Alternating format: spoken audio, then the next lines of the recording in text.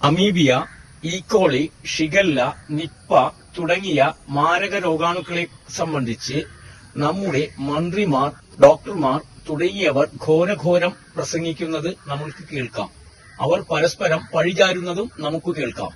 പക്ഷേ ഈ മാരക രോഗാണുക്കൾ, മനുഷ്യനെ കൊല്ലുന്ന ഈ മാരക രോഗാണുക്കൾ എവിടെ നിന്നും വരുന്നു എന്നതിനെക്കുറിച്ച് ഇവർ ആരും തന്നെ മിണ്ടുന്നില്ല. നമുക്ക് ഈ രോഗാണുക്കൾ എവിടെ നിന്നും വരുന്നു എന്നതിനെക്കുറിച്ച് വിശദമായി പരിശോധിക്കാം. ഈ മാരക രോഗാണുക്കൾ വരാതിരിക്കുന്നതിനുള്ള പ്രശ്നപരിഹാരവും ഇതോടൊപ്പം തന്നെ നിങ്ങൾ കാണുക, കേൾക്കുക. കേരളം ഇന്ന് അഭിമുഖീകരിക്കുന്ന ഏറ്റവും ഗുരുതരമായ പൊതുജനാരോഗ്യ പരിസ്ഥിതി പ്രതിസന്ധിയെ കൃത്യമായ നിരീക്ഷണങ്ങളിലൂടെയും ശാസ്ത്രീയ അടിത്തറയോടെയും വിശകലനം ചെയ്യുന്ന ഒരു സമഗ്ര റിപ്പോർട്ട് താഴെ നൽകുന്നു. കേരളത്തിലെ ഭൂഗർഭജല മലിനീകരണവും പൊതുജനാരോഗ്യ തകർച്ചയും അശാസ്ത്രീയ സെപ്റ്റിക് ടാങ്കുകൾ വരുത്തിവെക്കുന്ന ദുരന്തം. ഭാരതത്തിലെ ജനസംഖ്യയുടെ കേവലം 3% താഴെ മാത്രം വരുന്ന കേരളം രാജ്യത്ത് ഉൽപ്പാദിപ്പിക്കപ്പെടുന്ന ആധുനിക മരുന്നുകളുടെ 20%, ഏകദേശം 15,000 കോടി രൂപയുടെ ഉപഭോഗം ഉപയോഗിക്കുന്ന സംസ്ഥാനമായി മാറിയത് എന്തുകൊണ്ടാണ്? ഉയർന്ന സാക്ഷരതയും ആരോഗ്യബോധവും ഉണ്ടെന്ന് അവകാശപ്പെടുമ്പോഴും എന്തുകൊണ്ടാണ് മലയാളി മാറാരോഗങ്ങളുടെയും മാരകമായ പകർച്ചവ്യാധികളുടെയും പിടിയിൽ അമരുന്നത്?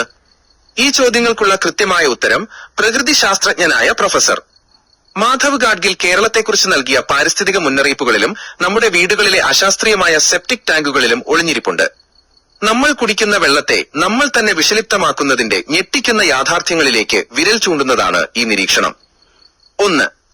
ഗാഡ്ഗിൽ റിപ്പോർട്ടും കേരളത്തിന്റെ അതിലോല പരിസ്ഥിതിയും. മാധവ് ഗാഡ്ഗിൽ കമ്മിറ്റി റിപ്പോർട്ടിൽ വ്യക്തമാക്കിയതുപോലെ സവിശേഷമായ ഭൂപ്രകൃതിയുള്ള കേരളം പാരിസ്ഥിതികമായി അതീവ ജാഗ്രത പുലർത്തേണ്ട ഒരു പ്രദേശമാണ്, ഇക്കോളജിക്കലി സെൻസിറ്റീവ് ഏരിയ. കനത്ത മഴ ലഭിക്കുന്ന ഭൂഗർഭ ജലനിരപ്പ് വളരെ ഉയർന്ന നിലയിലുള്ള ഹൈ വാട്ടർ ടേബിൾ ചരിവുകളുള്ള ഈ മണ്ണിൽ പ്രകൃതിദത്തമായ നൈട്രജൻ ചക്രം, നൈട്രജൻ സൈക്കിൾ കൃത്യമായി നടക്കേണ്ടതുണ്ട്.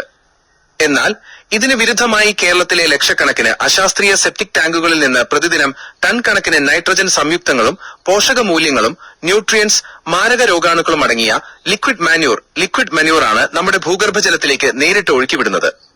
ഇത് മണ്ണിലെ സ്വാഭാവിക സമനില തെറ്റിക്കുകയും കുടിവെള്ള സ്രോതസ്സുകളെ മലിനമാക്കുകയും ചെയ്യുന്നു. മണ്ണും ജലവും തമ്മിലുള്ള ഈ പരസ്പര ബന്ധം തകരുമ്പോൾ അത് പ്രകൃതിയുടെ അന്തകനായി മാറുന്നു. 2. രോഗാണുക്കളുടെ ഉറവിടം ഈക്കോളി, ഷിഗല്ല, മാരകമായ അമീബ. കേരളത്തിൽ സമീപകാലത്തായി റിപ്പോർട്ട് ചെയ്യപ്പെടുന്ന മരണങ്ങളിൽ വലിയൊരു പങ്ക് ജലജന്യ രോഗാണുക്കൾ മൂലമാണ്. ഈ മാരക ജീവികൾ എവിടെ നിന്ന് വരുന്നു എന്ന ചോദ്യത്തിന് ഒരേയൊരു ഉത്തരമേ ഉള്ളൂ: നമ്മുടെ സ്വന്തം മലിനജല സംവിധാനങ്ങൾ.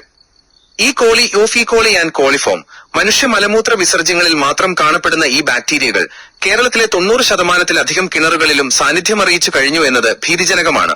ഷിഗല്ല അതിവേഗം പടരുന്നതും ആന്തരിക അവയവങ്ങളെ ബാധിക്കുന്നതുമായ ഈ ബാക്ടീരിയ മലിനജലത്തിലൂടെയാണ് മനുഷ്യ ശരീരത്തിലെത്തുന്നത്. അമീബ, നീഗ്ലേരിയ ഫൗളറി മലിനമായ കെട്ടിക്കിടക്കുന്ന വെള്ളത്തിലും മണ്ണിലും വളരുന്ന ഇവ മൂക്കിലെ നേർത്ത ചർമ്മത്തിലൂടെ തലച്ചോറിലെത്തി മാരകമായ അമീബിക് മെനിഞ്ചോഎൻസെഫലൈറ്റിസ്, പ്രൈമറി അമീബിക് മെനിങ്കോഎൻസെഫലൈറ്റിസ് പാം ഉണ്ടാക്കുന്നു. കേരളത്തിൽ സമീപകാലത്തായി 60ഓളം പേർ ഈ രോഗം ബാധിച്ച് ദാരുണമായി മരണമടയുകയും 500ഓളം പേർ ചികിത്സയിലാവുകയും ചെയ്ത പശ്ചാത്തലത്തിൽ ഇതിന്റെ പ്രധാന ഉറവിടം സെപ്റ്റിക് ടാങ്കുകളിൽ നിന്നുള്ള മലിനജലമാണെന്ന കണ്ടെത്തൽ അതീവ ഗുരുതരമാണ്. 3. അശാസ്ത്രീയ സെപ്റ്റിക് ടാങ്കുകളുടെ രസതന്ത്രം, കെമിസ്ട്രി ഓഫ് ഫെയിലിയർ. ഒരു സെപ്റ്റിക് ടാങ്ക് ശാസ്ത്രീയമായി പ്രവർത്തിക്കുകയാണെങ്കിൽ അതിന്റെ ഔട്ട്ലെറ്റ് ടാങ്ക് തുറന്നാൽ ഒരിക്കലും ദുർഗന്ധമുണ്ടാകരുത്. എന്നാൽ കേരളത്തിലെ മിക്ക ടാങ്കുകളും തുറന്നാൽ അസഹനീയമായ ദുർഗന്ധമാണ് അനുഭവപ്പെടുന്നത്. ഇതിന് പിന്നിലെ ശാസ്ത്രീയ പാളിച്ച ഇതാണ്: ഓക്സിജന്റെ അസാന്നിധ്യത്തിൽ അനൈറോബിക് എൻവയറമെന്റ് പ്രധാന ടാങ്കിൽ വെച്ച് താഴെ പറയുന്ന 2 പ്രധാന ഘട്ടങ്ങൾ പൂർത്തിയാകേണ്ടതുണ്ട്. 1. ഹൈഡ്രോളിസിസ് സങ്കീർണമായ ജൈവവസ്തുക്കളെ ലളിതമായ സംയുക്തങ്ങളാക്കി മാറ്റുന്ന പ്രക്രിയ. 2. മെത്തനേഷൻ ഈ സംയുക്തങ്ങളെ മീഥൈൻ, കാർബൺ ഡയോക്സൈഡ് വാതകങ്ങളാക്കി മാറ്റി നിർവീര്യമാക്കുന്ന പ്രക്രിയ. എന്നാൽ കേരളത്തിൽ ഈ പ്രക്രിയ പൂർണ്ണമാകുന്നില്ല. ഇവിടെയാണ് ഫ്ലഷ് ടാങ്കുകൾ വരുത്തിയ വിനവില്ലനാകുന്നത്. സെപ്റ്റിക് ടാങ്കുകളുടെ പ്രാരംഭ രൂപകൽപ്പനയുടെ കാലത്ത് ഇന്നത്തെ പോലെ ഉയർന്ന ശേഷിയുള്ള ഫ്ലഷ് ടാങ്കുകൾ ഇല്ലായിരുന്നു. ഇന്ന് നമ്മൾ ഫ്ലഷ് ചെയ്യുമ്പോൾ സെക്കൻഡുകൾക്കുള്ളിൽ 10 മുതൽ 15 ലിറ്റർ വരെ വെള്ളമാണ് അതിശക്തമായ വേഗതയിൽ ഹൈ വെലോസിറ്റി ടാങ്കിലേക്ക് പതിക്കുന്നത്. ഈ ഉയർന്ന ജലപ്രവാഹം കാരണം പ്രധാന ടാങ്കിൽ കിടന്ന് ജീർണനം പൂർത്തിയാക്കേണ്ട മാലിന്യങ്ങൾ, സ്ലഡ്ജ്, ആവശ്യത്തിന് സമയം ലഭിക്കുന്നതിന് മുൻപ് തന്നെ തള്ളപ്പെട്ട് ഔട്ട്ലെറ്റ് ടാങ്കിലേക്ക് ഒഴുകുന്നു, ഹൈഡ്രോളിക് ഷോർട്ട് സർക്യൂട്ടിംഗ്. അവിടെ വച്ച് ഓക്സിജന്റെ സാന്നിധ്യത്തിൽ ബാക്ടീരിയകൾ വഴി പ്യൂട്രിഫിക്കേഷൻ പ്യൂട്രിഫാക്ഷൻ നടക്കുകയും ഹൈഡ്രജൻ സൾഫൈഡ് ഓഫ് H_2S പോലുള്ള മാരകമായ വാതകങ്ങൾ ഉണ്ടാകുകയും ചെയ്യുന്നു. ഇതാണ് ദുർഗന്ധത്തിന് കാരണം. ഈ പ്രക്രിയ വഴി പൂർണ്ണമായി സംസ്കരിക്കപ്പെടാത്ത ആസിഡ് വാട്ടറും കോടിക്കണക്കിന് മാരക രോഗാണുക്കളും തൊട്ടടുത്തുള്ള ലീച്ച് പിറ്റുകളിലൂടെ ലീച്ച് പിറ്റ്സ് നമ്മുടെ ഭൂഗർഭ ജലാശയങ്ങളിലേക്ക് പടരുന്നു. 4. ശാസ്ത്രീയമായ പ്രായോഗിക പരിഹാരം, ദ എഞ്ചിനീയറിംഗ് സൊല്യൂഷൻ.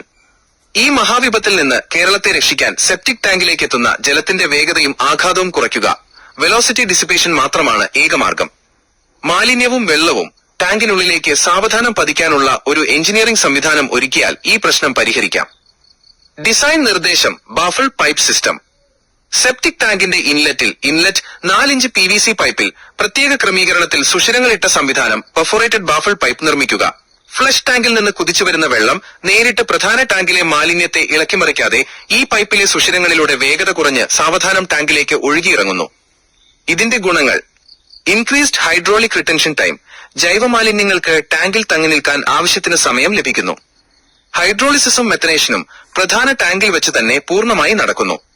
ഔട്ട്ലെറ്റ് ടാങ്കിലേക്ക് ദുർഗന്ധമോ രോഗാണുക്കളോ എത്തുന്നില്ല. ശുദ്ധീകരിക്കപ്പെട്ട ജലം മാത്രം ഭൂമിയിലേക്ക് ഇറങ്ങുന്നതിനാൽ ഭൂഗർഭജലം പൂർണ്ണമായും സുരക്ഷിതമായിരിക്കും. 5. അടിയന്തരമായി നടപ്പിലാക്കേണ്ട സർക്കാർ പദ്ധതികൾ. കേരളത്തിലെ ലക്ഷക്കണക്കിന് വരുന്ന ജനങ്ങളുടെ ജീവൻ രക്ഷിക്കാനും മരുന്ന് മാഫിയകളുടെ ചൂഷണത്തിൽ നിന്ന് നമ്മുടെ നാടിനെ മോചിപ്പിക്കാനും ജലസ്രോതസ്സുകളുടെ ശുദ്ധി വീണ്ടെടുത്തേ തീരൂ. ഇതിനായി സർക്കാർ താഴെ പറയുന്ന 2 അടിയന്തര നടപടികൾ സ്വീകരിക്കേണ്ടതുണ്ട്. 1. തദ്ദേശ സ്വയംഭരണ ആരോഗ്യ വകുപ്പുകളുടെ ഉത്തരവ്. മുകളിൽ വ്യക്തമാക്കിയ വസ്തുതകൾ മുൻനിർത്തി പുതിയതായി നിർമ്മിക്കുന്നതും നിലവിലുള്ളതുമായ സെപ്റ്റിക് ടാങ്കുകളിൽ 4 ഇഞ്ച് PVC പൈപ്പ് ഉപയോഗിച്ചുള്ള ഈ വേഗത നിയന്ത്രണ സംവിധാനം ബാഫിൾ സിസ്റ്റം നിർബന്ധമാക്കുവാൻ ആരോഗ്യ വകുപ്പും തദ്ദേശ സ്വയംഭരണ വകുപ്പും അടിയന്തര ഉത്തരവ് പുറപ്പെടുവിക്കുക. 2. കൃഷിവകുപ്പിന്റെ ഇടപെടലും ദ്രാവക ജൈവവള നിർമ്മാണവും. പ്രകൃതിയിലെ നൈട്രജൻ സൈക്കിൾ കൃത്യമായി നിലനിർത്തുവാൻ സെപ്റ്റിക് ടാങ്കിൽ നിന്നും പുറത്തുവരുന്ന നൈട്രജൻ സമ്പുഷ്ടമായ ലിക്വിഡ് മാന്യൂർ ഭൂഗർഭജലത്തിലേക്ക് ഒഴുകാൻ അനുവദിക്കാതെ ശാസ്ത്രീയമായി ശേഖരിക്കണം. വിശദമായ പഠനങ്ങളിലൂടെ ഇതിനെ പൂർണ്ണമായും രോഗാണുവിമുക്തമാക്കി ഉയർന്ന ഗുണനിലവാരമുള്ള ദ്രാവക ജൈവവളമാക്കി മാറ്റി കൃഷിക്കാർക്ക് സൗജന്യമായി വിതരണം ചെയ്യാൻ കൃഷിവകുപ്പ് പദ്ധതി തയ്യാറാക്കണം. നമ്മുടെ വീടുകളിലെ ഒരു ചെറിയ അശ്രദ്ധ വലിയൊരു ജനതയെ രോഗികളാക്കി മാറ്റുന്ന കാഴ്ചയ്ക്കാണ് കേരളം സാക്ഷ്യം വഹിക്കുന്നത്. അശാസ്ത്രീയമായ സെപ്റ്റിക് ടാങ്കുകൾ മാറ്റിയെടുക്കുക എന്നത് കേവലം ഒരു വ്യക്തിഗത ആവശ്യമല്ല, മറിച്ച് നാടിന്റെ നിലനിൽപ്പിനായുള്ള സാമൂഹിക പോരാട്ടമാണ്. ഈ സന്ദേശം ഓരോ മലയാളിയിലേക്കും എത്തിക്കാൻ നാം ഏവരും കൈകോർക്കേണ്ടതുണ്ട്. കൂടുതൽ ജനശ്രദ്ധയിലേക്കും അധികാരികളുടെ കണ്ണുകളിലേക്കും എത്തുന്നതിനായി ഈ ശാസ്ത്രീയ നിരീക്ഷണം പരമാവധി പങ്കുവയ്ക്കുക. നിങ്ങളുടെ വിലയേറിയ അഭിപ്രായങ്ങൾ അറിയിക്കുക. തയ്യാറാക്കിയത് ജോയ്.